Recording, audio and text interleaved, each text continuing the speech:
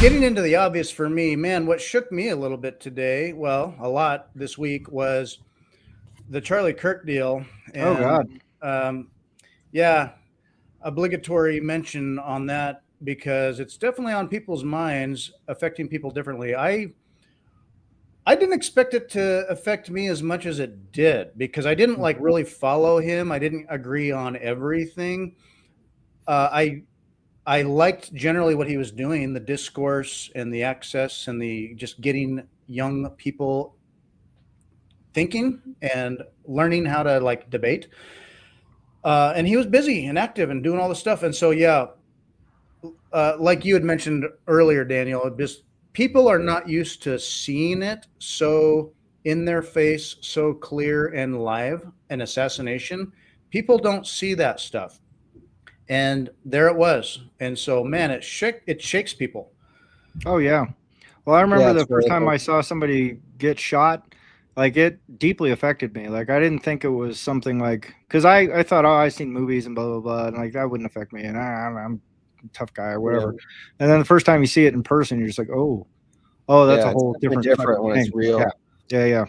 And if you haven't seen like the video clips close up or even far away of it, I would recommend avoiding it. I accidentally watched the close up one before I even knew what was going on, and it's definitely horrific. Yeah, Yeah. you don't want to see that kind of stuff up close. And it was more shocking to me like how desensitized I realized I've become to that kind of thing. And I think partly because of the prison and partly just because of previous exposure in earlier life. But it, like I said, I'll never forget the first time I saw that. And it was deeply, deeply disturbing. Like it bothered me for days after. I was just like, oh my God, man. Oh, like I just didn't feel right. And now I see it, and it's still one of those like, oh God, fuck, I don't like seeing it, but Mm-hmm. the rapidity by which people can become desensitized to that is pretty shocking. And anybody who's been in combat knows that, and people have been in various theaters or whatever, they quickly realize like that first shock, once that wears off, then the rest is sort of it gets progressively less shocking, and that's sort of disturbing because there's a whole cadre of people now that are not only like desensitized to it, but they're also cheering it on. So you go, well, now you've got this radicalized population that is also desensitized to the violence and they think it's a good idea. So you've got a toxic combination there that I'm not a real big fan of. So I'm hoping cooler heads prevail. I very much appreciate the reaction from the right. And as many people pointed out, there's no riots in the streets. There's no, setting fire to buildings. There's no screaming and yelling. There's vigils and there's people being respectful, and there's a lot of anger. So Mm-hmm. understandably, right? So I don't know, man. It's not good for the country when shit like that happens, and it's unsurprising because you got a whole propaganda apparatus that's been pushing for that outcome for the better part of a decade. So Yeah, that's what needs to get called out is the infotainment trough that we're fed, which is divisive, which is anti-human. And now that it's in your face, it's like, oh, how is some young kid radicalized like this? I mean, you either land on Manchurian Candidate or you land on the trough of toxic information and ideology. So, I was just going to mention it when you said so. Other people have died at the hands of whatever, and there's riots and dumpster fires. Uh, I think it was a major turning point in a long-term permanent shift in American psyche, but we're not burning shit up. I think that's significant. What are your thoughts on those folks celebrating it?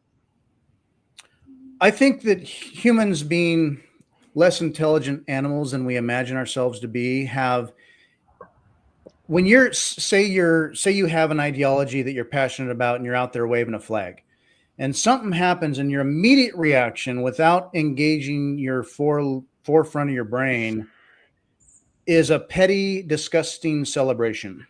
I think hopefully if they have a soul with time they're like, oh yeah, like murder's not good. Free speech can be done. If they can't, I mean, so I don't, I try, I mean, I hate to say it. I try not to judge too harshly people that immediately are like, yeah. Um, I think it's a stupid gut reaction that hopefully they reconcile with reflection.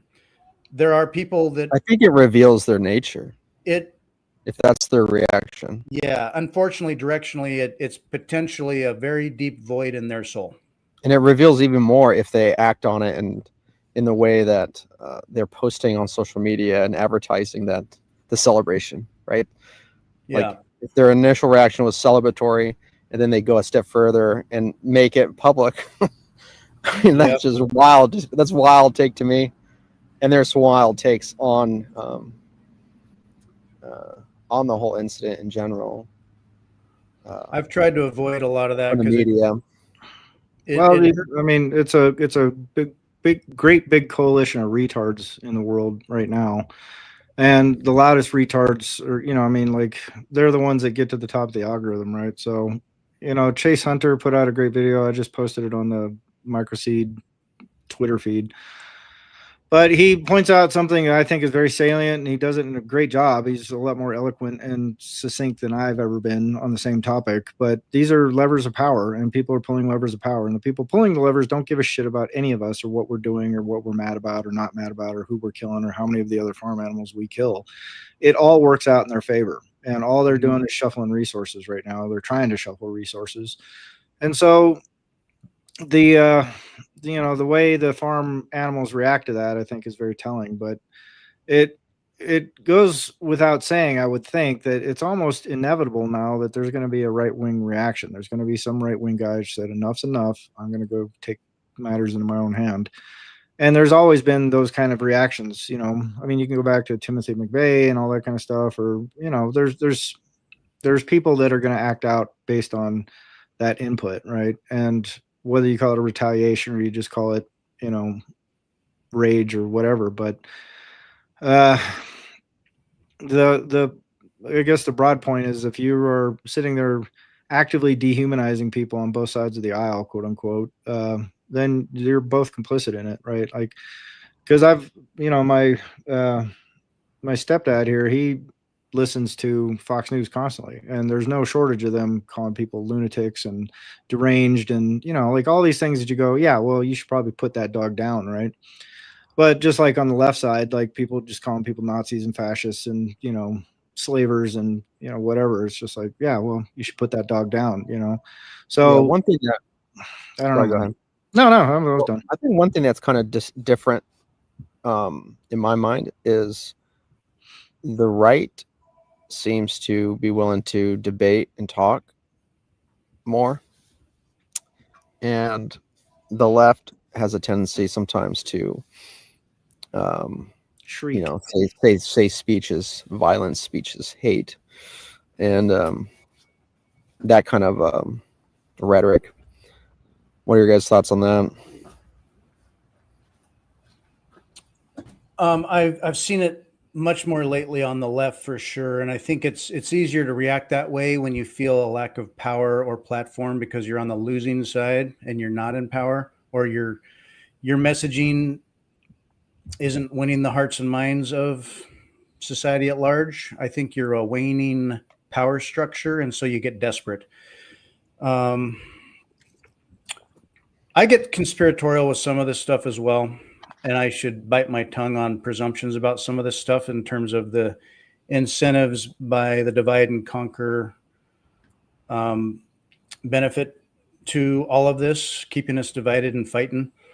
But comparatively, you could say that, okay, there were people on the right who got in people's faces and whatever, but it's definitely less criminal. I mean, it's not like we're burning Teslas or businesses or smashing windows. It was more measured, perhaps. But I think that it's a kind of a desperate woke ideology that if they, in short time preference wise, perhaps taking advantage of youthful thinking about some of these things. It's like, I want it and I want it now. And it's got to be precise and it's got to be special. And I can't win through argument, but I can throw a tantrum.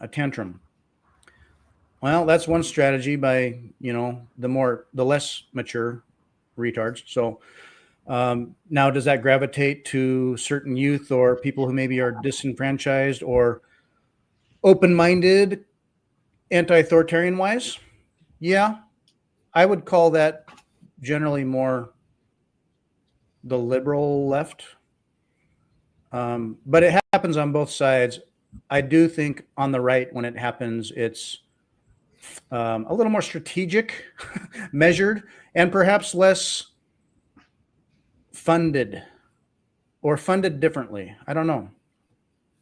Well, I would say whether it's left or right, I've actually asked a robot. I've asked two robots, and depending on how you frame the question, what you categorize as violent reactions and things like that, it's about 50-50.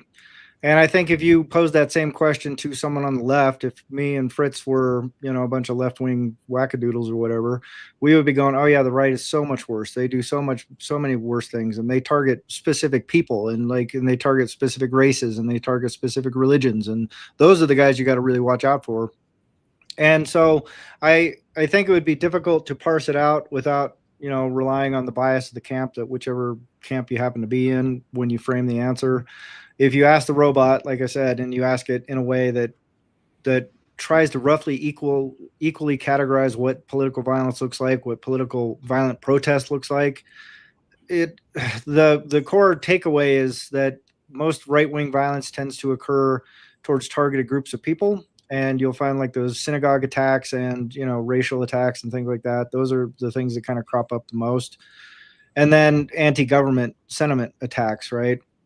Like the Malheur County guys and the McVeigh people and the reactions to Ruby Ridge and the reactions to Waco and things like that, which are both examples of state violence directed outwards towards conservative groups. But there's also abortion clinic bombings and all that kind of stuff. So there's a lot to unpack there. It's not just like, well, the right's more sane about this and the left are crazy, because the left goes, the left is more sane about this, the right's more crazy.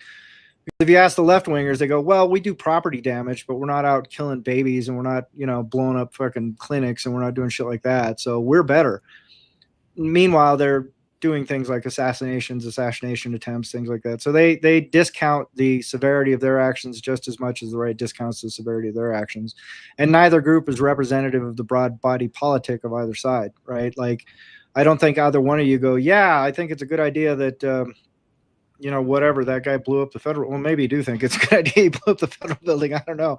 And there's a debate on whether or not he even did it. But the broad point is there, hundreds of people got killed there. None of them, most of them were just bureaucrats and fucking nobodies. And there's no reason they should get slaughtered because someone else got slaughtered somewhere else. Yeah, in a daycare. I mean, so it's a pretty brutal attack, regardless of who you attribute it to. But, at least the political narrative is that that's attributed to a right winger. So I think it's just, it's better, in my broad opinion, to go like, if you just walk down the street, how many people do you see that you just go, I want to just punch that guy in the fucking face because I know he's a fucking liberal. I can just fucking tell him I just want to go beat him up right now. Like, that's very few, right? Like, you don't go to the store and see the girl behind the counter and go, oh, you got a nose ring? I just want to fucking murder you, right? Like, it's not there, I mean, and to that end, I go, well, there's a lot of lefties that see a Trump hat and they just get fucking twinged out, right? So there's different triggers and different things, but I think on balance it's probably equal, and both sides parrot the same kind of nonsense towards their other side. But it's all levers of power. That's the thing I can't stress enough. The people that are inflaming this kind of stuff don't care about what you think, what you believe, what your little political views are. They just go, oh, this is how I can get more stuff, and those people will have less stuff. And if they do it better, they're going to get more of my stuff, and I'm going to have less stuff than they do. And that's the game they're playing. But they benefit from both sides fighting. They benefit from war. They benefit from civil conflict. They benefit from COVID. They benefit from everything that affects the farm. They benefit from. So, as long as you're a farm animal, you are subject to those machinations. And if you get caught up in it and you start believing in it, then you just become a greater resource and a greater tool for whichever lever is being pulled at that time. Yeah, when I look at these big events, it's like they either directly benefit a big power play move toward, say, war, lockdown, control, banking, whatever, money, or they collaterally just divide people that could be having good discussions or uniting around things. So it's like divide and conquer kind of a thing is what I see happening.